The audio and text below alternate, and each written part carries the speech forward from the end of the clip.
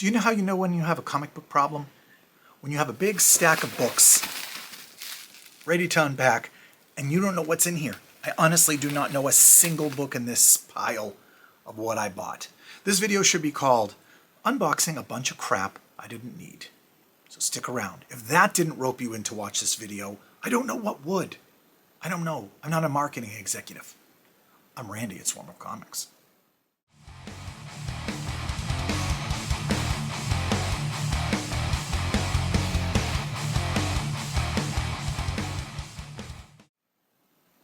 Hello, once again from the Batcave. I'm Randy, your handsome and humble host, and this is Swarm of Comics. I happen to be wearing my Fantastic Four shirt today, one of my many Fantastic Four shirts today. I watched the movie today. Here, mini review of the Fantastic Four movie. There you go. It was okay. It wasn't amazing. It didn't thrill me. It was fun. It was cool. It was fine, I guess. Wasn't the worst Marvel. I mean, it wasn't like the Shang-Chi movie or any of the other 10 garbage movies they made. Thunderbolts wasn't very good. Here's my review of Thunderbolts. Even Yelena Belova didn't make me love the movie. All right, enough of that garbage. I've got a pile of books here, all still in bubble wrap, as you can see.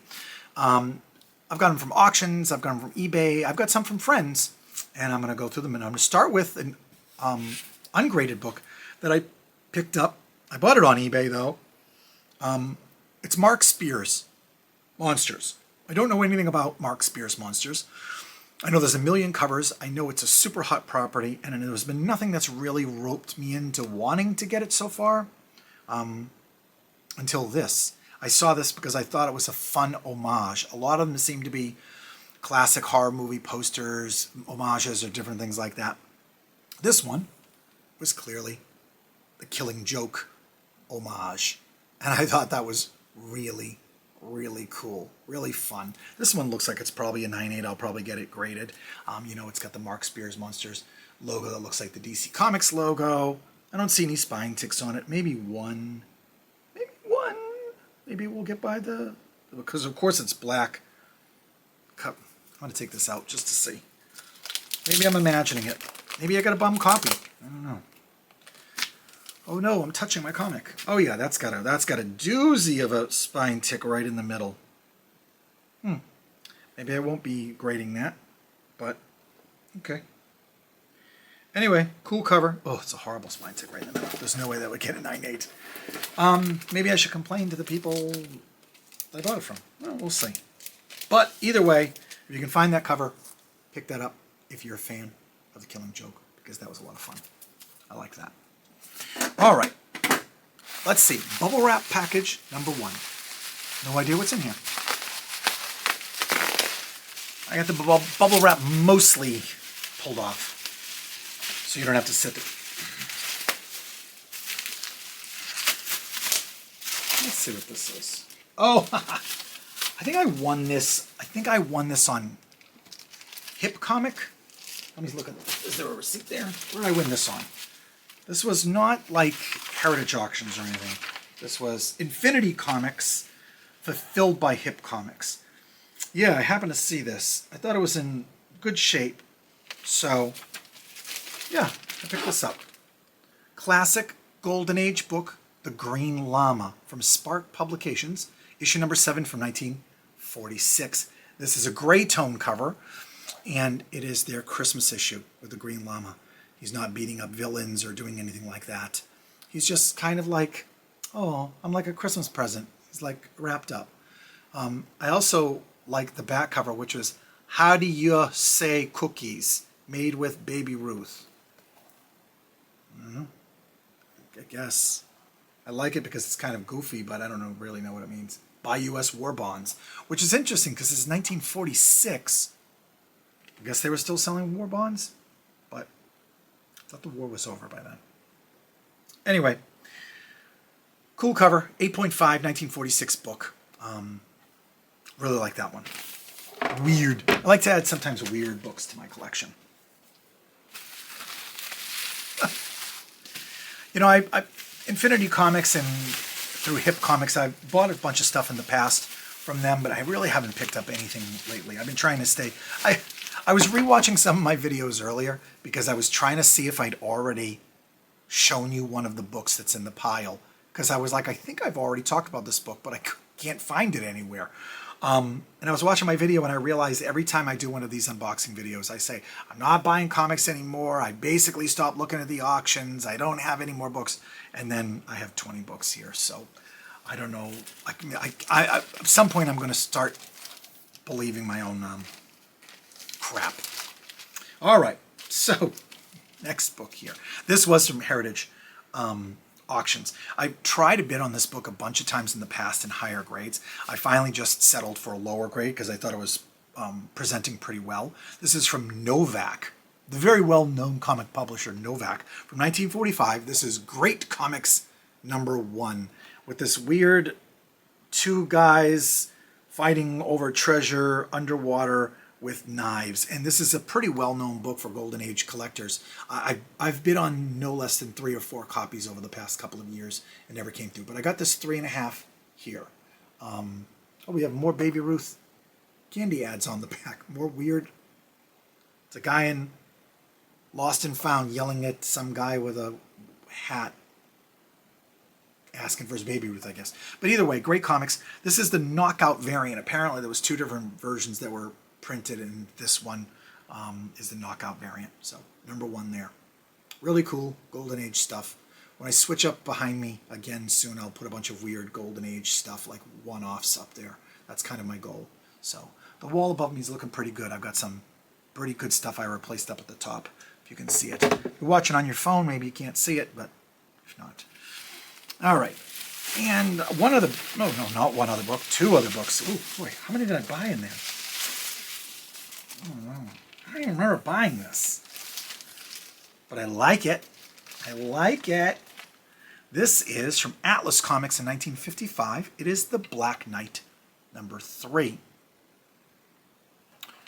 I actually like this cover. It's a 3.0, and it has a sticker on it that says it is the Henry Morrison collection. Again, that was stuck on there afterwards by somebody at an auction, but it's not like a pedigree from CGC as far as I know. So #3, The Black Knight. It's got a lot of foxing mold. Foxing's a fancy word for mold as far as I understand. Now it's pretty moldy in there. But this is a 3.0. This is the all-new Greater Than Ever. All new. Greater Than Ever. And that is also the biggest Comics Code stamp maybe I've ever seen on a comic there. That is, if you can't see that, that's huge on there. Yeah, I like The Black Knight. I think it's pretty cool. I think it's unfortunate that he never made it into the Marvel Comics movies besides that one little bit and never went anywhere with it. Marvel has too many instances in their movies and shows of like previewing things and then not following through. The Black Knight, Dane Whitman was one of them. This is actually, and this goes out to my buddy Steve Van Samson, author. I was on his podcast recently. I talked about it, called Retro Redoctopus, and we talked about Golden Age and Silver Age books. Go find them. It's probably on YouTube and Spotify and everywhere else. But he's a big Green Lantern fan, and this is my first, I can't believe it, but it's my first Golden Age Green Lantern comic. This is from 1945, Green Lantern #55 from the DC Universe collection. And this is, of course, the original Green Lantern, not the one you know from most people know from the Silver Age. And of course, instead of being his weakness being yellow, his weakness was wood. Sure. I don't know which is stupider, but back then villains and superheroes always needed some type of weakness. You know, Superman had kryptonite and so forth. I don't know why they had to. I don't know why they got away from that. But that is my first Golden Age. This is an all-American publication. DC Comics used to be 2 companies, All-American Publications and whatever the other title was, and they eventually merged together to just be DC Comics. So, yeah, Green Lantern #15. Very cool book. My first Golden Age Green Lantern book. All right, what do I have here next? Well, if you watch my other videos, my other video where CGC damaged my books, and I guarantee you CGC damaged my book, One of them that I picked up was a John Tyler Christopher cover from Venom #5. And I bought the book. It was expensive. I bought it raw. I got it and it was not in good shape, and I sent it back and he gave me a new one, and I got it again, and then I submitted it to CGC, and then they damaged my books. I have a whole other video about that. It's got 1 million views on that. Go look at that one if you haven't seen it. Thankfully, my presser Tom at Silver Age Collector on Instagram pressed it and thinks he fixed it. So we're going to submit it and we're going to see what we get. But in the meantime, I didn't want to chance it. And I actually picked up the book already slabbed in a 9/8 and signed. So, and the signature is just a little teeny signature down the bottom. Like you can barely see, you're not even going to see it. It's just next to her leg there. It's not a big glaring one, but I love his negative space books. And of course it says All New Venom on the back. And I'm going to be honest with you, this was probably signed, slabbed in a 9/8.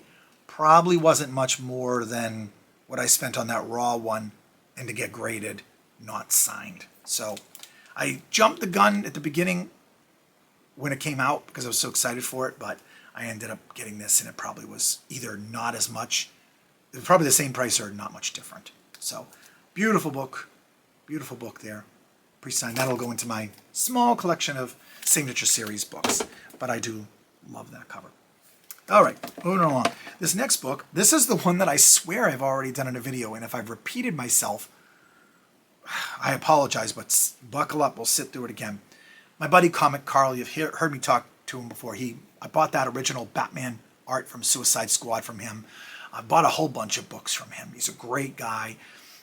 He was up here in New Hampshire where I live, and it was great seeing him and talking to him, and he just moved down south again where he's originally from, and pretty sad goodbye there.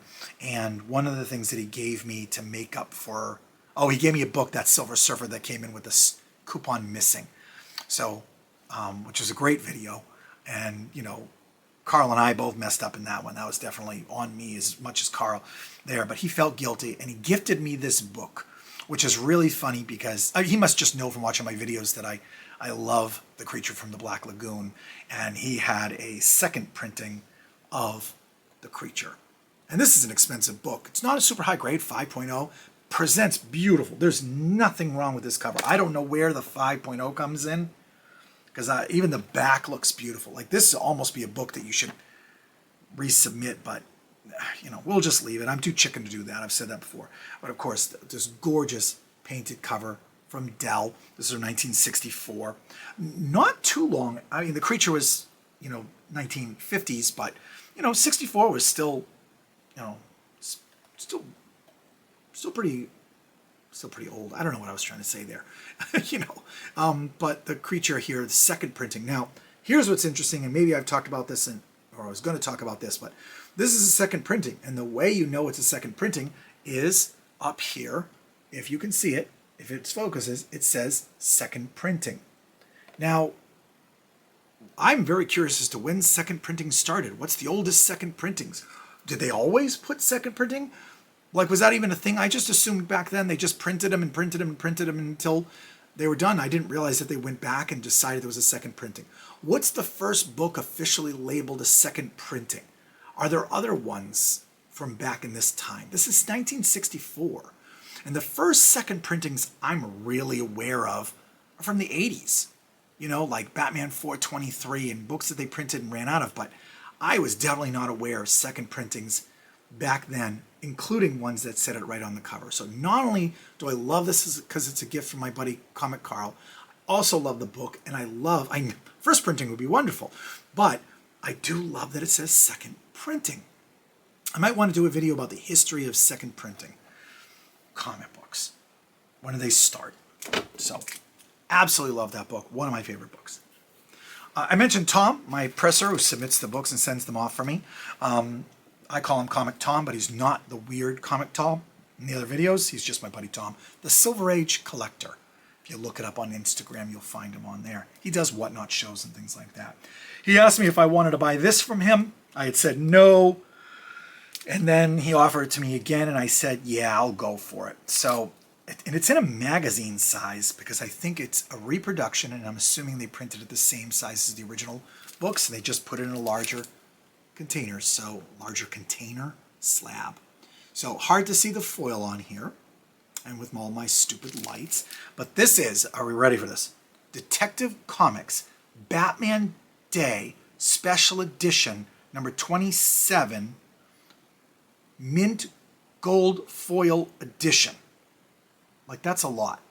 That's a lot. And then it reprints Detective Comics number 27 from 1939. So this is the reprint of the first Batman whatsoever in a gold foil super limited variant.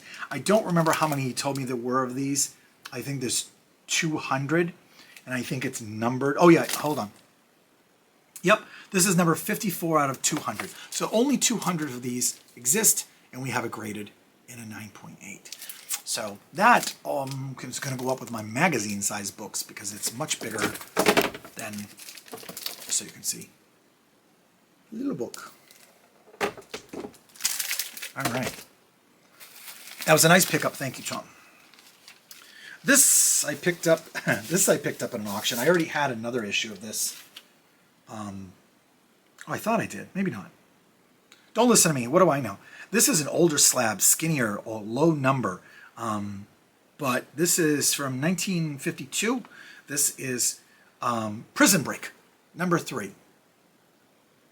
With a cool, like, guy with a gun in his maul. That's what they used to call the sidekicks of the gangsters, I guess. His maul, M-O-L-L, I guess. Killers on the Loose. I wonder if this is an ode to, like, you know, somebody famous, and they're just sort of, you know, famous killers, maybe Dillinger or something like that. But yeah, this is number 3. This is from 1952. It's got a bunch of names on here, but besides Joe Orlando, I don't really recognize them. It's a painted cover, and it is a 4.5. You see a little tiny one here. You see how skinny the case is? It's an old case. I don't know if it would get a 4.5 if it got printed again. The staples look pretty rough. It's kind of rough shape. It's got a little tanning and foxing on there. So I don't think I would maybe I would reholder it, but that costs money. So that was cool. I like these old gangster books. I have Lawbreakers Always Lose number 2. That was a book. That was my first Golden Age book I think I bought from 1948. And that came back a 9.2. That's one of my favorite books. All right. The never-ending pile was still going through here. What is this? This doesn't even vaguely look familiar. What is this? Take off the case. Camera Comics, number 4, from 1945. This is a 4.0. Camera Comics. More of these sort of, I guess, gangster books from the company's U.S. Camera. Linda Lenz, that's her name. The girl with the camera is Linda Lenz. So this is Camera Comics. I don't know really where that came from. Maybe just because she took photos of crimes happening. But I like these weird ones. Like that weird Golden Age crime book that had the gorilla. The guy's breaking into the gorilla's apartment. I don't know. I must have been overtired when this auction was happening. I don't even remember buying that. Oh, there's a raw book in here as well. All right, well, let's look at the graded one first. Okay, I certainly do not remember this. No, without a doubt, I don't remember this. Most likely. This is interesting. This is going to be a weird one. This is Buster Brown Comics, number 25, from the Buster Brown Shoe Company. And this is a 9.2 of Buster Brown Shoe Company. And it is some guys in Africa, and tigers jumping on them. And also, so it has a Inez Shoe at Prudential Square, Wilshire Boulevard. It has the name of a shoe shop. I wonder if the shoe shops changed on the covers based on the part of the country they were in. But that's a 9.2, which is weird because it looks like, I can't tell whether it's supposed to be part of it or not, but there looks like there is some, oh, no, I think it's part of their logo. I thought there was staining around the edge. Maybe you can see it, but I think it's part of their logo on there. Yeah, it's in like a shape. So I picked this up apparently. Reed Crandall cover and art. That's pretty good. Reed Crandall, I think, did a bunch of the EC comics later on. And the art's nice on here. It's not crappy. It's pretty good. And to nobody's surprise, a giant shoe ad on the back of it. So apparently, for some reason, my brain said, yeah, let's bid on Buster Brown Comics number 25 from 1946 and a 9.2. I have a feeling I probably didn't have many competitive bids on that. I don't know. Oh, and one of my favorite books in the Golden Age, but also my nemesis, is this bag is just straight up ripped. So we'll just put it in something else here. Super Magician. As you might know, I had another book where I had a super magician and it came back. Purple label, which was a bummer. This one is in good shape. This actually one is in beautiful shape. Somebody's drawn, I think, a P on the cover, and the staple is a little rough. Now, this is from what year? This is 1943, so it was during the war, and it only has one staple. And this is a thick book. One staple holding all this together because they wanted to cut down on the amount of metals used because it's during the war. But this is in really good shape. Could use a good pressing. Might have a little water damage on it, but pressing might help. But this is pretty good. Yeah, it's also, I don't think I realized that. It's definitely a wartime book, and it's definitely a wartime book aimed at using caricatures of our enemies in the war. But yeah, so Super Magician from 1943. I now have a bunch of Super Magician books. It's got that old comic book smell. All right, I think this is the last one. This is the last one, and then you guys are off the hook. What is this book?